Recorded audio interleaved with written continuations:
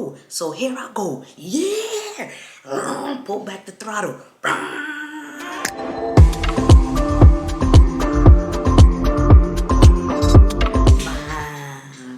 My people, how we doing today?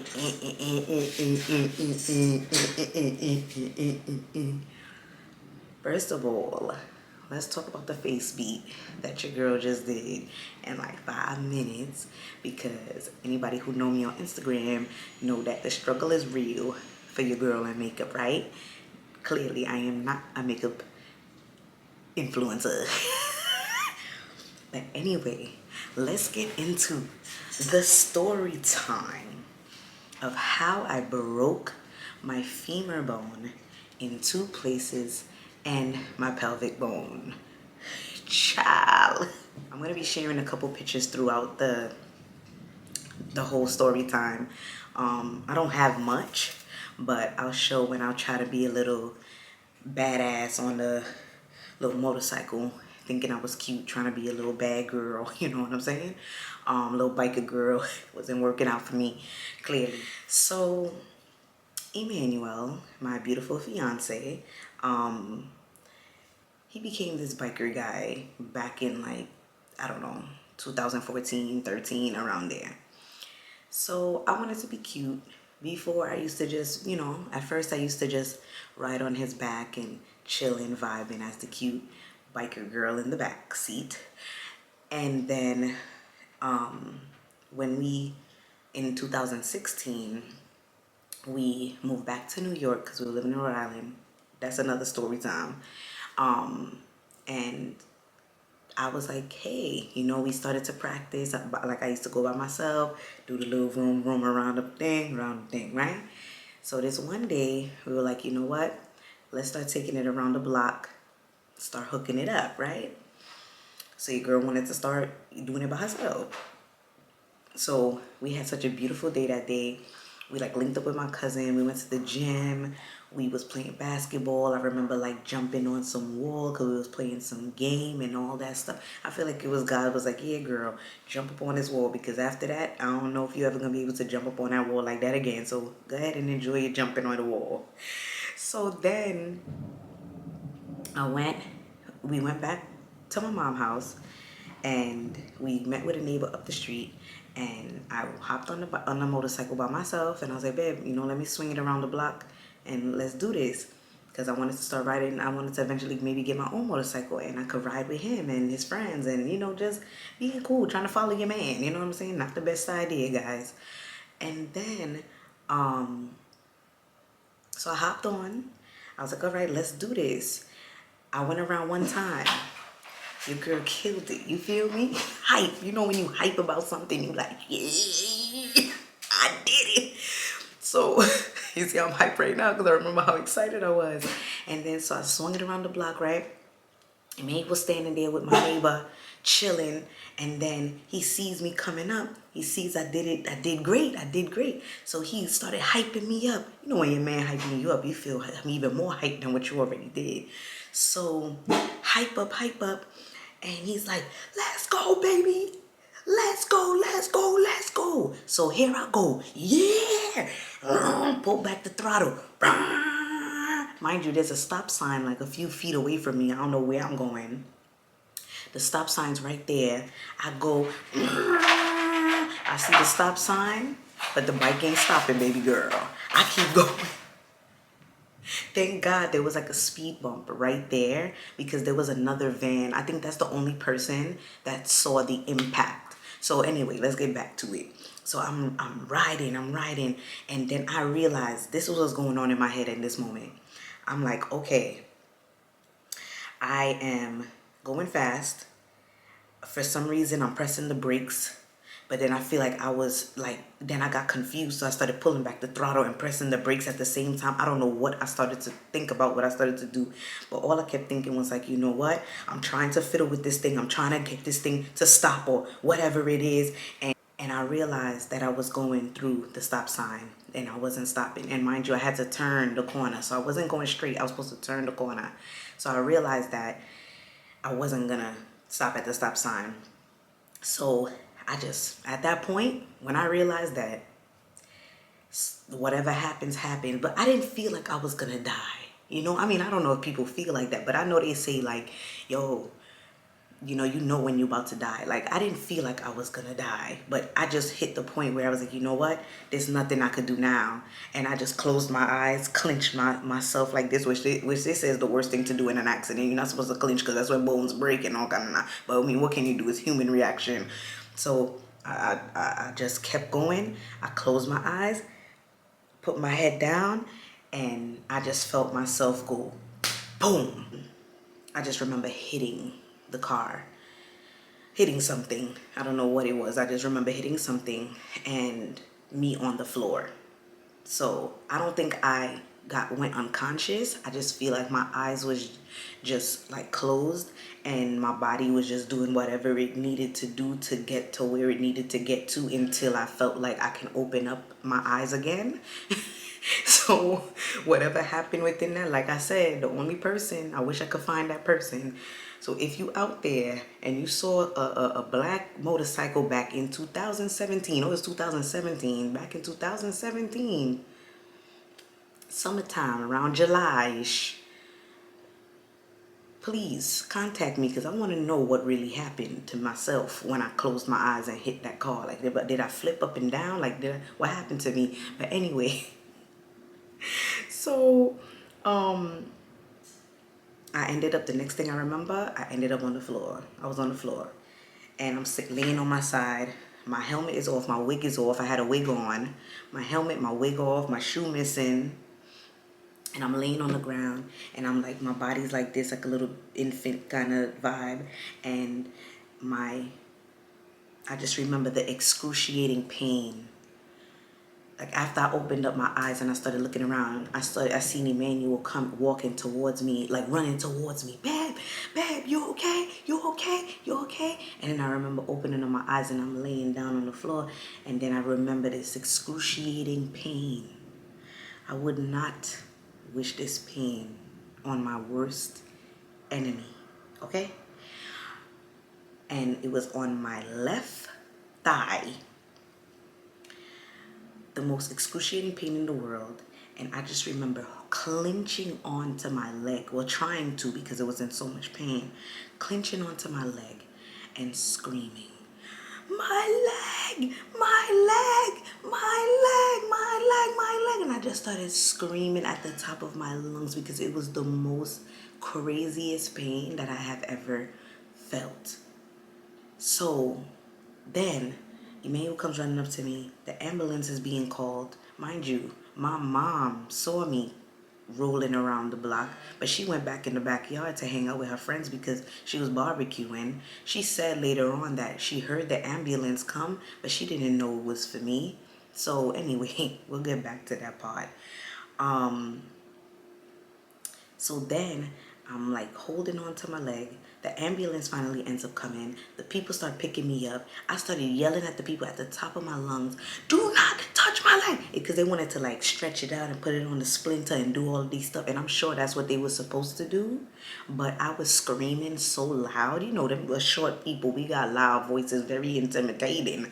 So I was like screaming at the top of my lungs, and I was like, no, absolutely not. You are not going to touch my leg. Like, you are not going to touch my leg. Emmanuel was next to me. He was an EMT at the time, so he knew that they were supposed to splint me. After that, he was like, oh, we need to sue them. We need to sue them because they were supposed to put you on a splinter. Blah, blah, blah, blah, blah. I'm like, babe, if them people had touched me, I probably would have got up my damn self and like punched them or something, because it would have been so horrible for them to touch that leg, okay? So I finally got into the ambulance. They laid me down on my side because I was not making nobody touch my leg. And then we got to the hospital. So when we got to the hospital now, I just remember everyone just coming around me. They wanted to finally touch they had to really touch my leg this time because they had to put my leg on the x-ray. So at this time, Emmanuel didn't even want to call my parents. He was like, yo, this is crazy. Like, he feels so guilty. He feels like it's my fault. Like, it's his fault. Like, how could he allow this to happen to his girl that he's supposed to be protecting? You know what I mean? So Everyone just started swarming around me. I went to Brookdale, back in Brooklyn. Everybody called it Brookdale Killer because everybody who go in there end up dying. So I was kind of nervous too because I'm like, no, no, bring me somewhere else. I don't want to die. I don't want to die. But I didn't end up dying. Clearly, I'm here. So then they put the x-ray thing. They had to move my leg. They gave me medication. I remember they said that they had to basically stretch my leg out. They had to get to a place. They did the x-ray. They seen where the femur was broken. They said that they had to do something with my leg where they had to split apart the bone. And thank God, if y'all know the femur bone, there's also the biggest artery, the femur artery on the femur bone. So thank God that when my bone cracked, that it didn't nick my artery, because 110% I would not be here telling y'all this story right now. But the Lord had other plans, amen? Somebody say. So after that, yeah, that's what ended up happening. And then they said they had to split apart my bone to, like, I guess, realign it for them to take me into surgery after.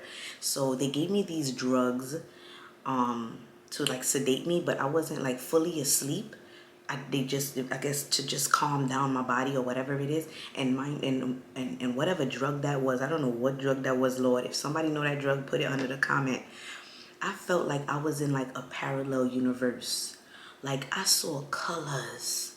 I saw lights. I don't think I died, guys, but I just saw colors swirling around like this. That's the only way I could describe it. Like it was just colors swirling around. And then I ended up like feeling or seeing my uncle who passed away. Like I feel like he was just the main one protecting me. I'm sure my other family members was there. I'm sure angels and everything was surrounding me during that time. But I saw my uncle for some reason. Like he was the main one, like there surrounding me, you know? And I just remember seeing this parallel universe, me moving through whatever I was, where I was, I don't know. And then after that, I came back to, so basically I broke my femur on my left leg in 2 places, and I broke my pelvic bone. So with the femur bone, they put a metal rod in there through the surgery. They put the metal rod in there, and pelvic bone had to heal on its own. I got the metal rod. When I came out of the surgery, my heart was, what was it, tachycardic? Like my heart rate was like 130. I couldn't breathe for a few days. Like my oxygen levels were like 92 or something, which is very low from 100. So I had to constantly wear oxygen. When they put the metal rod in my leg, I still have the metal rod in my leg till this day from 2017. They said they're not going to remove it until, God forbid, if something starts to go wrong or something, you start feeling uncomfortable or something like that. But it's basically in my leg for the rest of my life. But my pelvic bone doesn't hurt anymore. Like before, I used to like touch my private area, like the top part, and it would hurt, or I would have like a little ball right there. But I feel like it's completely healed. My leg doesn't have any more pain. I used to have a lot of pain. I used to have my dad, my man, everybody kind of massaging it because it used to have like pain. After, you know, weeks of therapy and different things like that, she actually told me that I started to, I walked a lot faster than a normal person. And I feel like, one, I had my son, because Mac at the time, my oldest son is 7. Mac at the time was only 1 year old.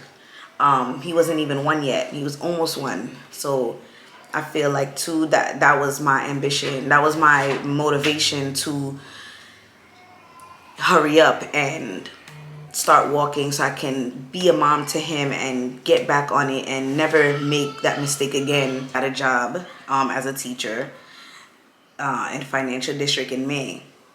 I got into the accident. The place wasn't opening until September or August.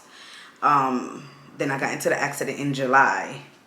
So in the meantime, I was just waiting for the place to like open up for the new school year. And it was also a brand new preschool. So when that happened, I was like, wow, what am I going to do? I hope these people still want me. So I never even told them about the accident because I was like, I don't want to put my job in jeopardy. I want to really work at this place. So I think that's what also motivated me too, to start walking and getting myself together, because I had to start teaching in a few more weeks. And I literally wasn't walking. Like July, I was in the hospital for a whole week. And so I had only August to learn how to walk again, to be able to have my leg to walk. Like, that's nuts to me, like, now that I think about it. So I basically got myself to walking with a cane. So in September, the place finally opened up, the job, the preschool job that I got, and the place opened up, and I was there walking in with my cane, and my boss was asking me, Alinda, what happened to you? What happened to you? Why are you walking with a cane? And I'm like, I got into a motorcycle accident over the summer, and I basically had to learn to walk again. And she was like, what? Why didn't you tell me? And so she received it very well. But you know, when you're going into a new place, you don't know how these people is going to react. And especially it was in the financial district. Like, it was with all the doctors and the lawyers and the rich people and the this and the that. So I was like, I'm going to get this job, and I'm not going to put it in jeopardy, because I didn't know how they was going to react to this thing. You know what I mean? Especially in the area it was.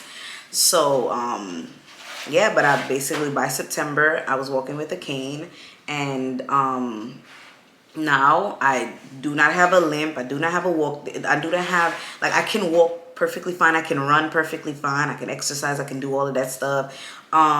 Sometimes when I notice that I don't exercise for a while, and I'm like walking up some stairs, or I have to use my left leg for certain things, my knee is kind of messed up. Not messed up, it's kind of more tender than the right, but that's why I also do need to exercise on a regular basis, because it does help my leg to become stronger, but just to get back what's in my leg, so I have a metal rod, and I'll show you guys the scar as well. I have a metal rod. They didn't cut open my leg or anything when they was doing the surgery. They just cut a little piece in my thigh. I ain't gonna show y'all my thigh, nasty. They cut a little piece in my thigh to do like some nails in there, and then they cut my knee, a piece of my knee, and not cut off my knee, but slit through my knee to get the metal rod through my femur bone, and then they put like 3 or 4 nails in my knee. I wish I took a picture of that, because I did when I used to go back to the doctor to see my leg. They used to show me the x-ray, so I wish I did take a picture of that just to have it as a memory. But sometimes when you're in that moment, you don't take a lot of pictures, because you don't want that to be a memory. Like, you wish it never happened, but for documentation wise, for times like this, it would have been nice to have some more photos and stuff of the incident. So I hope you guys enjoyed. If you have any questions, if you have any extra questions, if I left out anything you feel like you need to know more of, definitely leave it in the comment section below. The moral of this story is, don't follow your man. Do what you want to do. If you do not like what he's doing, don't try to follow him and do it just because you want to be cute and look like impress him in his eyes. Okay, be yourself, because after that, that's what I learned. Be yourself. And no, I have not gone on a bike again. If that's a question you had in your mind. Have you ever ridden on the back of a bike even? No, I will not ever in my life step back on a motorcycle again, because my child wouldn't have had a mother, because I only had one child at the time. So no, I will not be stepping foot on a motorcycle ever again in my life. Emmanuel has asked me to do it, and I was like, no way. I said, God gave me a second chance, and I am not a fool. I am not gonna go against what the Lord wants for my life. And he clearly made that happen when it did, so that I don't ever get myself in a position like that. And I feel like he healed me so fast, so that I don't ever get myself in a position like that ever again, because he knows that I learned my lesson. So amen to that. So I am going to put a little clip of my wonderful scar for you all. If I don't see you again, I'm gonna end it off by saying, toodaloo, baby boo. Bye. Mwah. So this is the scar right here. They cut through. They put the metal rod through my leg, and then they put a few nails going across. Voila.